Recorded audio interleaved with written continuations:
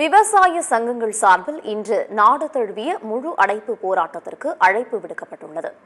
இந்த போராட்டத்திற்கு அரசியல் கட்சிகள், பல்வேறு அமைப்புகள், தொழிற்சங்கங்கள் ஆதரவு தெரிவித்துள்ளன. விளைபொருட்களுக்கு குறைந்தபட்ச ஆதார விலை உள்ளிட்ட கோரிக்கைகளை வலியுறுத்தி விவசாயிகள் தொடர் போராட்டத்தில் ஈடுபட்டுள்ளனர். போராட்டத்தில் ஈடுபட்டுள்ள விவசாயிகள் மீது காவலர்கள் கண்ணீர் புகை குண்டுகளை வீசி தாக்குதல் நடத்தினர்.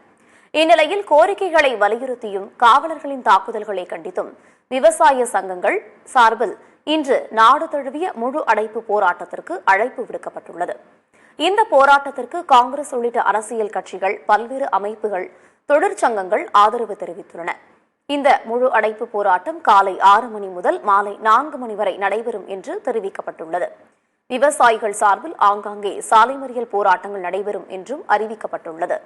விவசாயிகள் இந்த முழு அடைப்பு போராட்டத்தால் பல மாநிலங்களில் மக்களின் இயல்பு வாழ்க்கை பாதிக்கும் சூழல் ஏற்பட்டுள்ளது.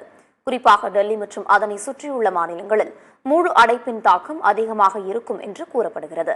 இந்நிலையில் விவசாய சங்கங்கள் சார்பில் இன்று நடைபெறும் நாடு தழுவிய முழு அடைப்பு போராட்டத்தில் அதிமுகவின் 17 தொழிற்சங்கங்களும் பங்கேற்கும் என்று அண்ணா தொழிற்சங்க பேரவை செயலாளர் கமலக்கண்ணன் தெரிவித்துள்ளார்.